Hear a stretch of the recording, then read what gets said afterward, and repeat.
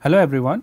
So, this is a continuation of the previous lecture, and in this lecture we will see the formal constructions of information theoretically secure message authentication codes. So, now let us define what we call as field. So, you can imagine that field is a special type of group because it will have now two operations which we denote as plus and multiplication. So, this plus and multiplication again are notations. It does not necessarily mean the numeric or the integer plus and the integer multiplication.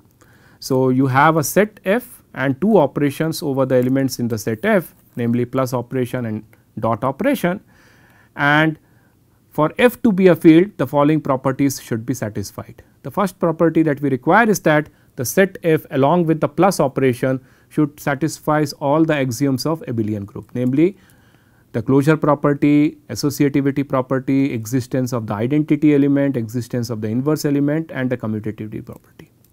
And what we do is that if indeed the set f along with the plus operation satisfies the axioms of the group, then the corresponding identity element we denote by 0. Again, this 0 is not a numeric 0, it is just a special label for the identity element which is present in the set f along with which constitutes the identity element with respect to the plus operation.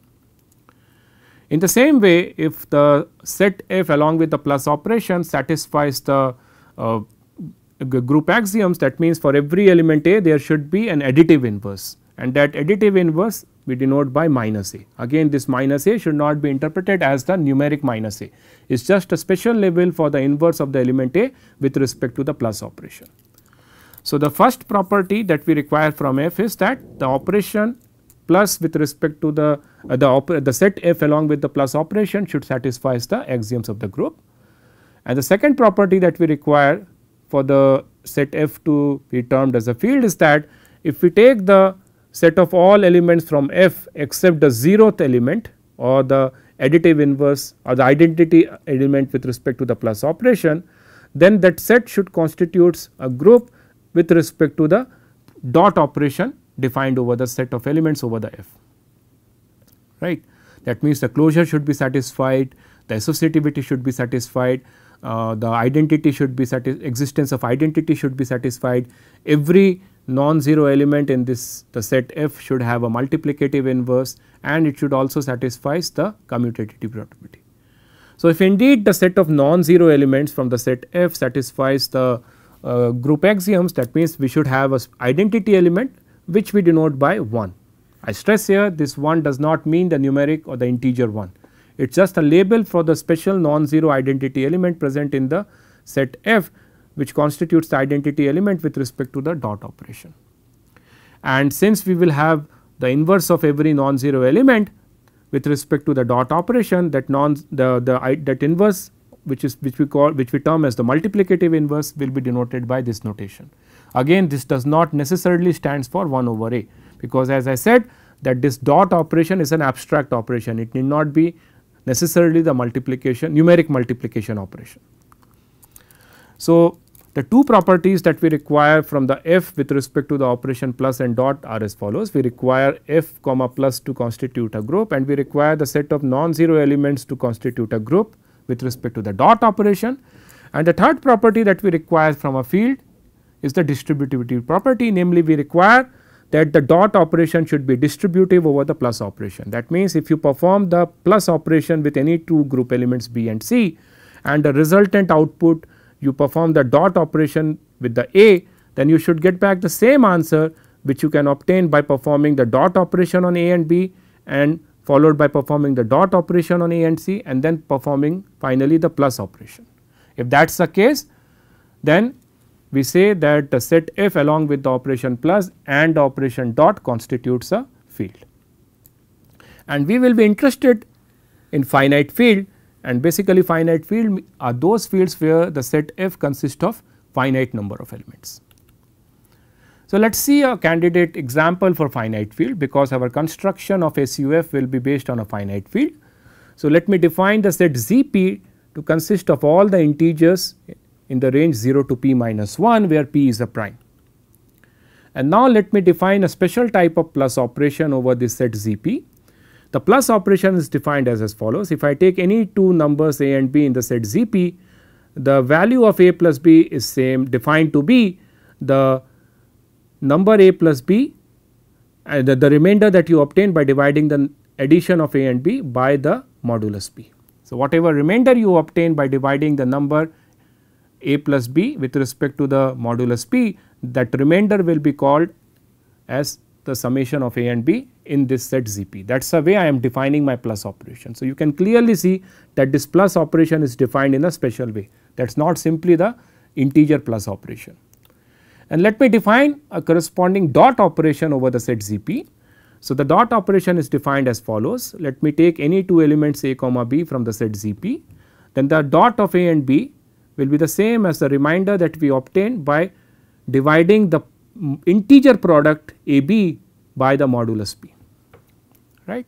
And it is easy to see, we can in fact prove that actually there is a well known theorem which states that this set ZP along with this plus operation that we have defined and with respect to the dot operation that we have defined satisfies the axioms of field. Namely, we can prove that the set ZP is a abelian group.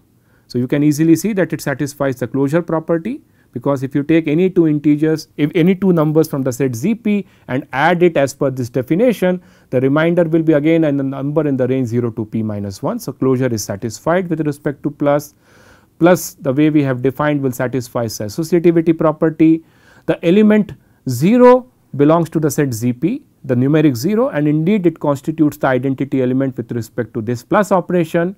And for every element a belonging to the set ZP, we have a corresponding element p minus 1 also present in ZP, such that the summation of p minus a and a with respect to this plus operation will give you the identity element, namely 0, and the plus operation is commutative. That means, the set ZP comma plus satisfies the group axioms, and in the same way we can prove that if we consider the set of non-zero elements, namely if I just exclude the element 0 and focus on the set 1 to p minus 1 and consider the dot operation, then again it satisfies the group axioms, and we can prove that this plus operation is satisfying the distributivity property with respect to this dot operation.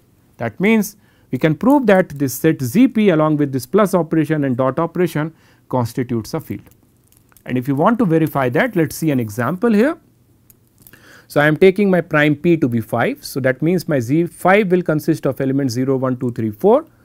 And what I have done here is I have done the table of the plus operation, the way plus operation will operate on the set 0, 1, 2, 3, 4.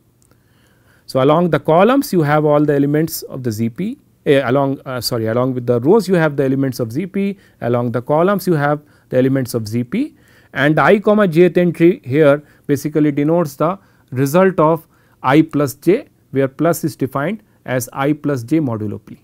So, for instance, this entry which I have circled here denotes that 1 plus 1 modulo 5 will give you 2.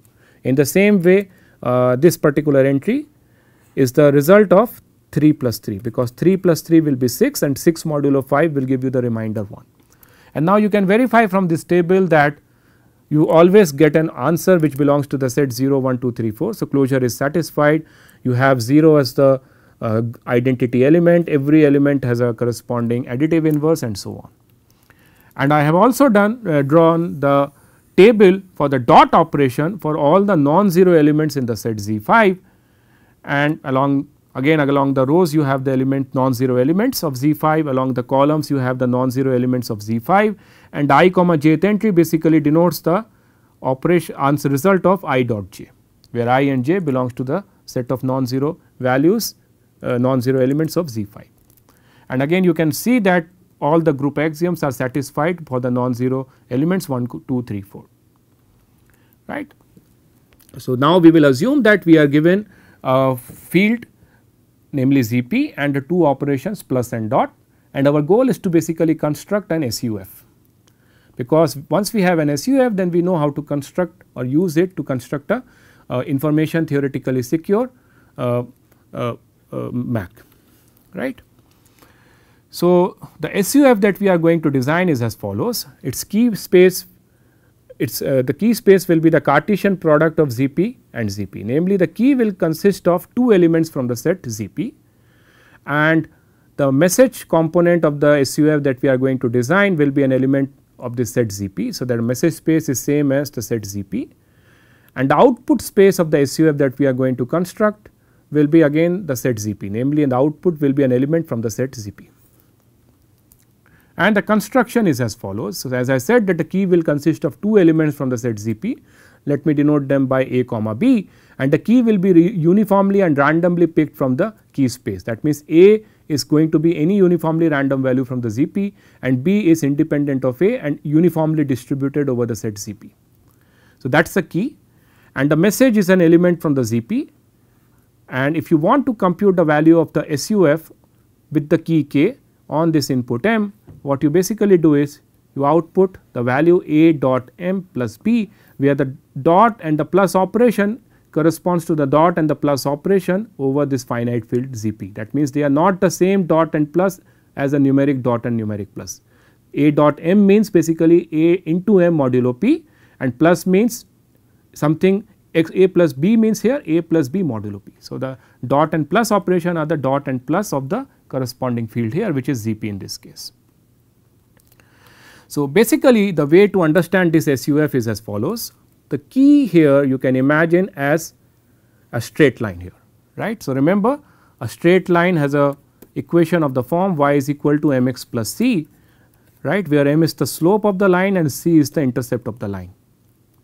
So, A comma B basically you can imagine as the m comma c that defines a straight line, and the output of this SUF you can imagine as the point on this straight line determined by the value x equal to m, right. So, if I substitute a value of x here, I obtain a corresponding point on the line defined by the slope m and the intercept c, right. So, that is the way I am computing the value of this SUF. So, that is a simple way to interpret the construction of this SUF.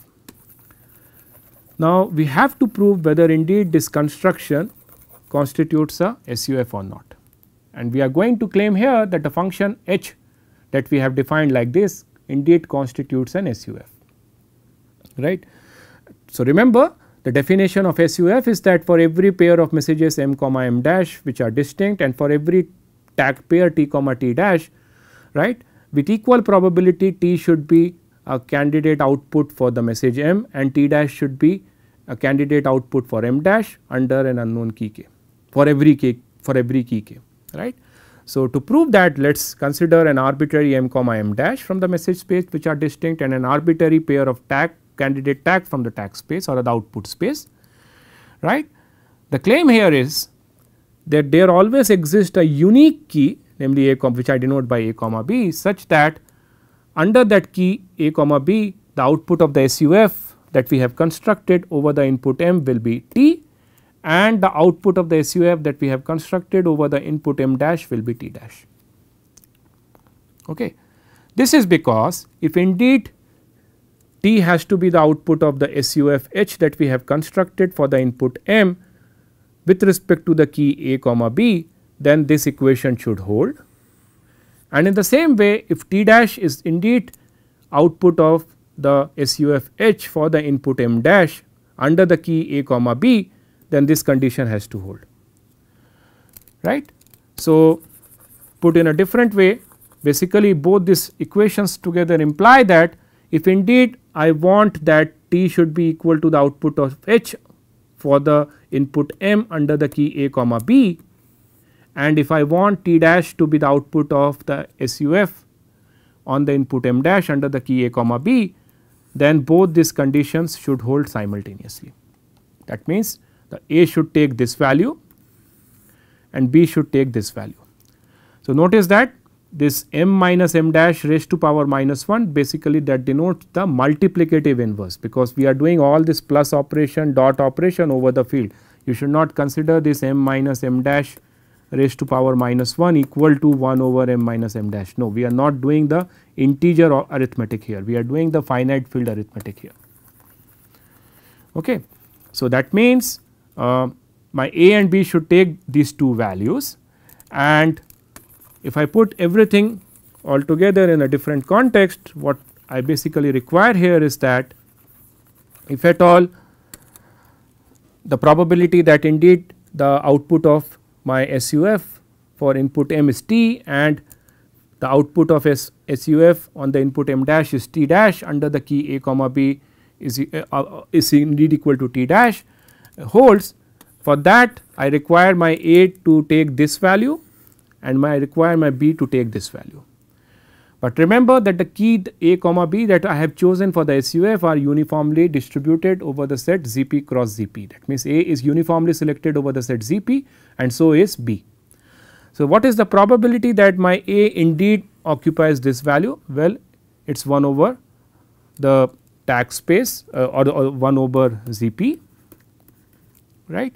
And what is the probability that indeed my B also takes this value? That is also 1 over ZP, and together the probability that A takes this value and B takes this value will be the product of 1 over ZP into 1 over ZP, which is same as 1 over the square of the tag space, because my tag space is also nothing but ZP. And that proves the theorem that indeed the function h that we have constructed here constitutes an SUF, right. So, even though now we have a candidate construction of one time information theoretic secure MAC, right.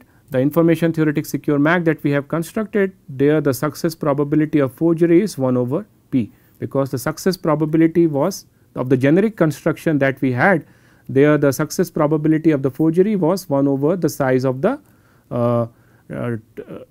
it was 1 over the size of the tag space, right.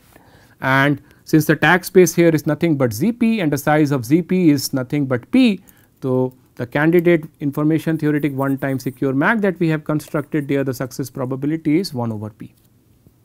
So, if we ensure that P is significantly large, then the forging probability of the adversary becomes negligible. But the disadvantage of this construction is that the key that we are using here is twice as large as the message, right. Namely, the key consists of 2 elements from the set ZP, but the message that I am authenticating consists of only 1 element from the set ZP, right. So, what we will now do is we will see a more efficient construction of one time information theoretic secure MAC, where we will be authenticating a message of a larger size, namely which will consist of several elements from the ZP using the key A comma B. However, before going into that, let us see an intuition, let us try to understand that why the construction, why the MAC that we have constructed using the candidate SUF over the field is only one time information theoretic secure, right. So, the tag generation algorithm here is basically the value of the straight line defined by the slope A and the intercept B on the input M. Now, imagine with respect to the same key K, sender authenticates 2 messages M and M dash, right. So, sender authenticates the message M and the tag will be A times M plus B, and imagine that instead of just using the key A comma B for authenticating a single message, sender ends up authenticating another message, namely it reused the key for authenticating another different message M dash, and the tag for that will be A times M dash plus B, right. So, this will be T and this will be T dash. Now, imagine that there is an adversary which observes the message and this corresponding tag, and the same adversary observes this message M dash and the corresponding tag T dash. Now, it is very simple for the adversary to recover back the key consisting of A comma B, because from the viewpoint of that adversary there were 2 unknowns, namely A and B, and now he is getting a system of linear equations in 2 unknowns, and he has 2 such equations which are linearly independent, and he can solve the system of linear equations over the finite field and end up recovering A comma B, which is the key. And once the adversary recovers the key A comma B, it can create a forgery on any new message M star and under the key A comma B and forward it to the receiver. So, that is why the security of the MAC that we have constructed using the SUF over the finite field gives you the security guarantee for authenticating only a single message. Using a key A comma B, you can authenticate only a single message. You cannot reuse the same key for authenticating more than one message, right. So, now coming back to the our earlier question, that is it possible to modify the one time information theoretic secure MAC, where we can authenticate a larger size message using the same key A comma B, and it turns out that it is possible to do that, and that modified MAC is also popularly called as Carter and Wegman MAC.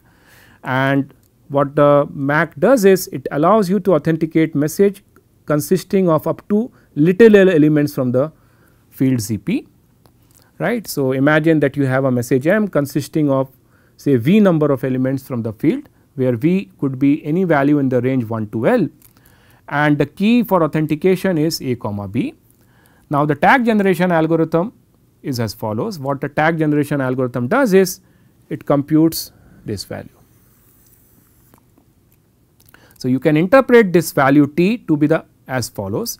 So, what exactly is this? If you treat this particular thing which is there in the bracket, you can interpret it as the value of a polynomial of degree V plus 1, where the coefficients of the polynomial are 1, M1, M2 up to MV, right. So, you have a polynomial in a variable say x of degree V plus 1 with these coefficients, and basically you are evaluating that polynomial at A and adding the value B, and that give you the tag on the message that you want to authenticate. So, that is the way you can interpret this Carter-Wegman MAC, and in some sense basically this is a generalization of the one time IT secure MAC that we have just constructed. In the previous construction there was a straight line which you can imagine a polynomial of degree 1, because you have a message just consisting of a single element, but now you have a message consisting of up to V elements.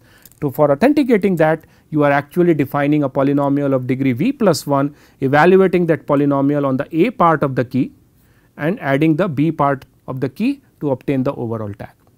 Now, you might be wondering that even though you have V number of elements in the message, why you are defining a polynomial of degree V plus 1.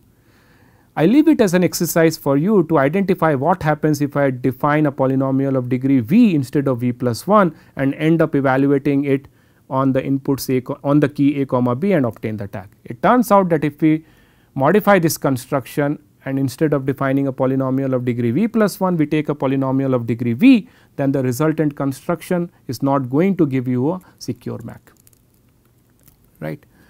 So, now I claim that the Carter-Wegman MAC that we have constructed gives you one time authenticity, where the success probability of forgery is L plus 1 over P. That means, imagine there is an adversary which learns the value of a tag as per the MAC that we have constructed over some message M, where the message M is also known, but the key A comma B is not known to the adversary.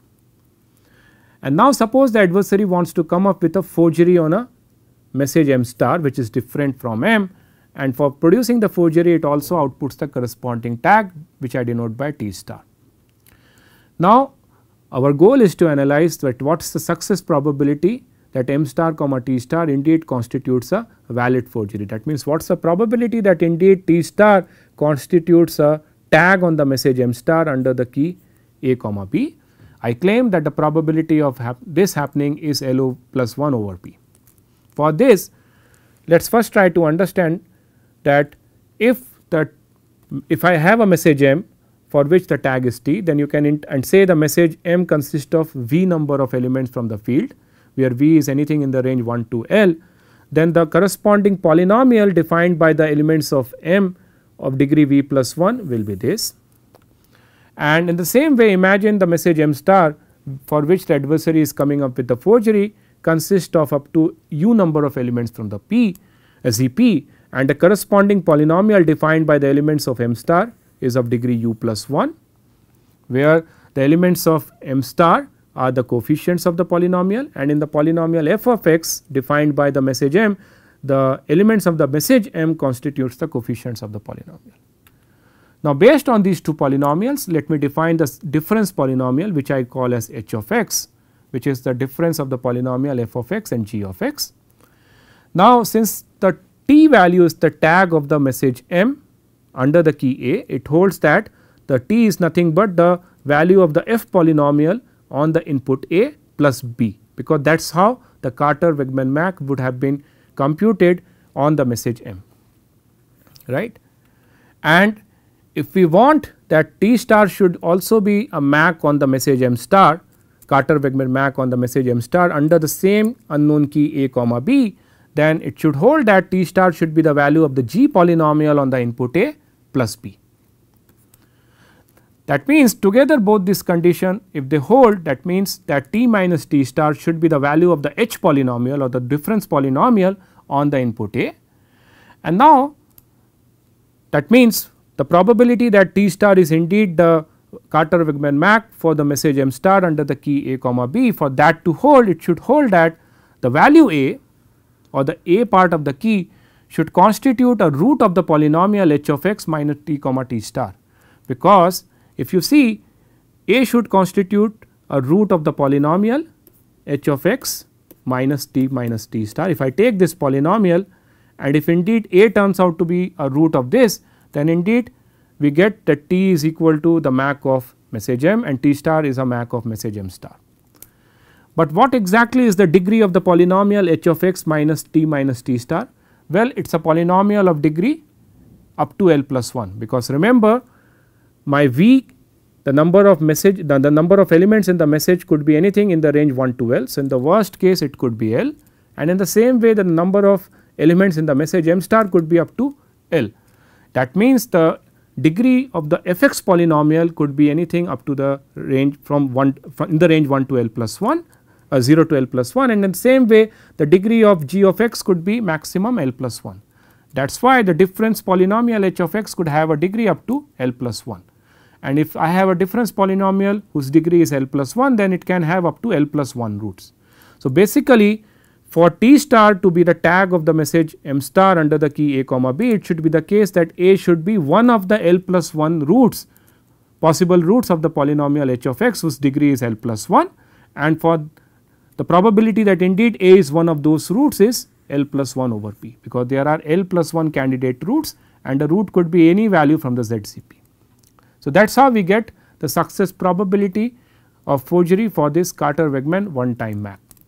Again, it is interesting to see that why exactly this MAC is one time secure. Why can't we authenticate two messages M and M dash under the same unknown key a comma b? It turns out that if we try to authenticate M with the key a comma b and obtain a tag T, and if I, as per the Carter-Wegman scheme, and if I have another message M dash, and if I authenticate the same message by reusing the same key as per the Carter-Wegman process and obtain the tag T dash, then basically adversary learns a lot of information about the key a comma b. Basically it can recover the full key a comma b by solving a system of two linearly independent equations, and once it learns the key a comma b, it can come up with a forgery on any message M star and forward it to the receiver, which will be accepted. So, that is why using this Carter-Wegman MAC we can authenticate only one message. We cannot reuse the same key for authenticating multiple messages, and it turns out that formally we can prove this, that forget about Carter-Wegman MAC. If you have any kind of information theoretic secure MAC, then in order to authenticate multiple messages you have to proportionately increase the size of the key. You cannot have a key of some fixed size and expect that your scheme is information theoretically secure and at the same time gives you the guarantee of authenticating arbitrary number of messages. Depending upon the size of the key, you get the restriction on the maximum number of messages that you can authenticate in the presence of a computationally unbounded adversary. This is in contrast to computationally secure MACs, where we can use the same key to basically authenticate arbitrary large number of messages, polynomial number of messages, because there the adversary is computationally bounded. But as soon as we go to the computationally unbounded world, we get the restrictions that you on the number of messages which you can authenticate using the key. So, that brings me to the end of this lecture. Just let me summarize what we have discussed in this lecture. In this lecture we have seen the constructions of information theoretic secure MACs, which gives you the security guarantee only even against a computationally unbounded adversary.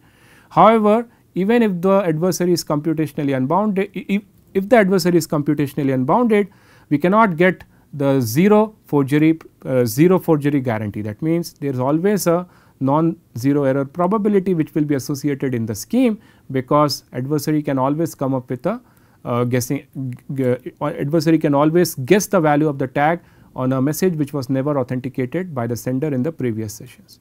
We also saw a generic construction of information theoretic secure MAC given strongly universal functions, and we have seen the construction of a strongly universal function based on finite field algebra, and we had also seen a very efficient information theoretic secure MAC, namely the Carter-Wegman MAC. Thank you.